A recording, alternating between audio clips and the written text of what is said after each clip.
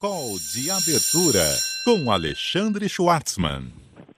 E aí, Alex, tudo bem? Tudo bom, Sardenberg, com você? Também tocando aqui, Alex, assunto obrigatório, a polêmica aí sobre combustíveis, a greve, as reações do governo.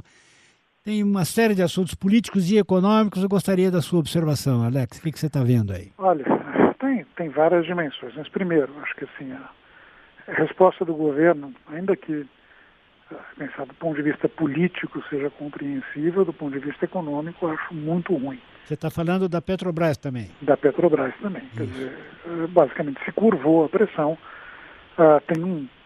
Obviamente, a promessa que vai ser uma coisa limitada no tempo.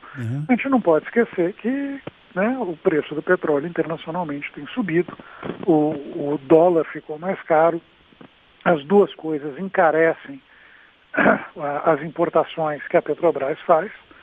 Ela basicamente começa a vender as coisas mais barato do que comprou. Não tem nenhuma empresa que sobreviva com isso.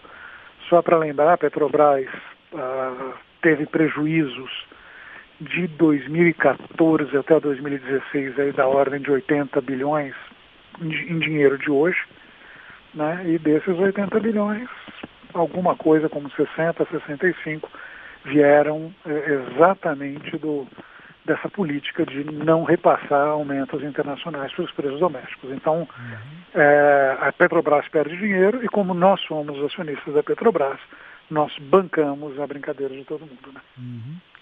Bom, esse é um ponto, mas eu queria lhe colocar um outro também, que é o seguinte, que é um tema levantado aqui por caminhoneiros que nos escrevem e que diz o seguinte: tá bom, tem essa questão do reajuste, da adequação do preço aos custos e tal da Petrobras, mas precisa ser reajuste diário? E se for para baixo, eles vão reclamar também? Não, se for para baixo não, mas o que eles reclamam, o que eles dizem... Se começar a cair o preço do petróleo e a Petrobras reajustar para baixo diariamente, eles vão reclamar também ou vão aplaudir? Não, eu sou sempre da opinião do seguinte, quer dizer, pau que bate em Chico, bate em Francisco. Se você vai ter uma reação a uma coisa, é bom que ela seja simétrica. Então você reclama quando o reajuste é diário para cima, mas se tivesse reajuste diário para baixo, estaria reclamando? A resposta é não. Então é o seguinte, se pau que bate em Chico não bate em Francisco, o argumento está errado. Bom, então você acha que o reajuste diário tudo bem? Bom, essa foi a regra, né? Então, só reclama quando é para cima? Se a Petrobras... no mundo real é assim, né? O pessoal fica de bronca quando sobe, né? Exato. Então, mas se diariamente reajustar para baixo, eles vão achar do caramba, né? E se fizesse um preço médio? Tá bom, mas qual que é a média? 15 dias? Você lembra dessa história, né? O nosso não tão saudoso Guido Mantega... Falava disso. A gente faz aqui uma média. Por você ver, não tinha média nenhuma, né? Então, você também pode fazer uma média, vão seguir a regra.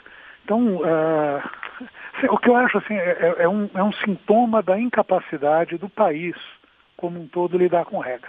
A gente gosta da regra quando ela nos favorece. Quando a situação se torna desfavorável, a gente quer mudar a regra.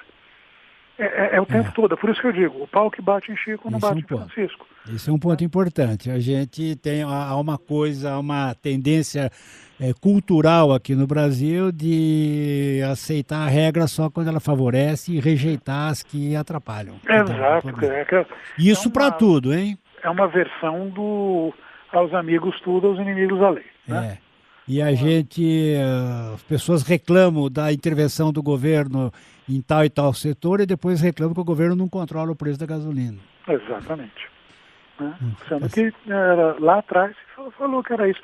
Para evitar exatamente esse tipo de política que é ruim numa empresa. Né? Então, e vamos falar outro ponto. Quer dizer, eu morei nos Estados Unidos há alguns anos. Isso acontecia. Né?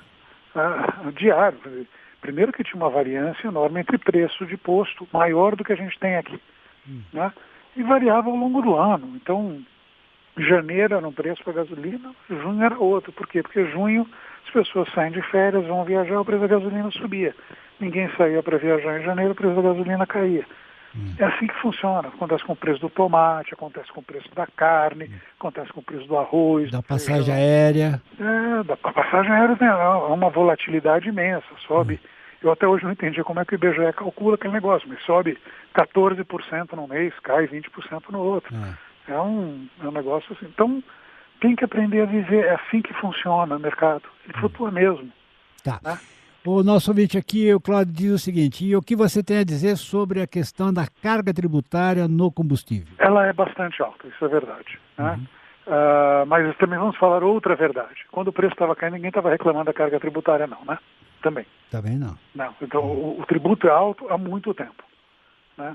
Isso é uma coisa. Segundo, a gente pode pensar na questão de quanto você tem que tributar combustível, mas não é para evitar que o preço doméstico não flutue quando flutua o preço internacional. Então, quando sobe o preço, você baixa a carga tributária, quando o preço cai, você sobe a carga tributária, não é uma boa forma de fazer política econômica. Porque você não permite que os movimentos de preço sejam refletidos aqui dentro.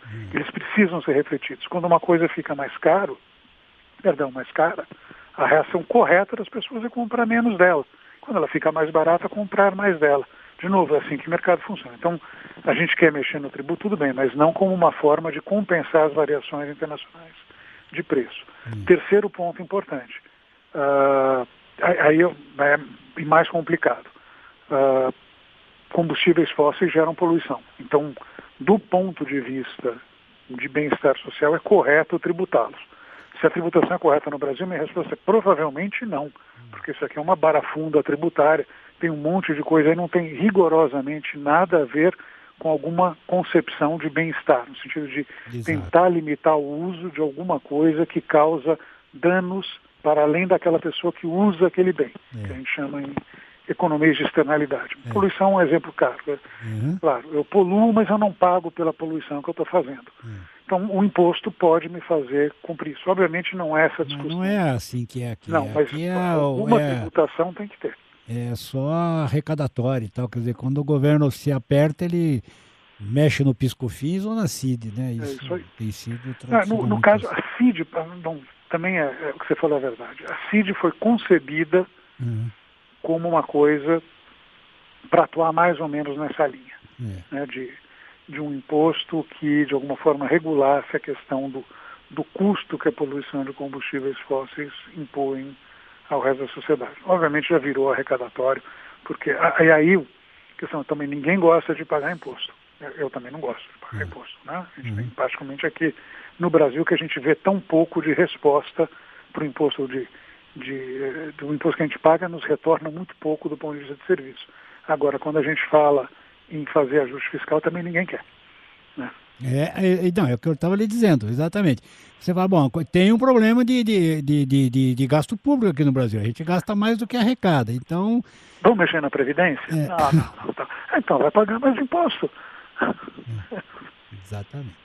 Alexandre Schwartzman, obrigado, Alexandre. A gente volta... Bom, esse aqui é o assunto da maior gravidade. Eu agradeço aqui a sua disposição de comentar esse assunto aqui com a gente. Tá certo, sempre um prazer, Fallenberg.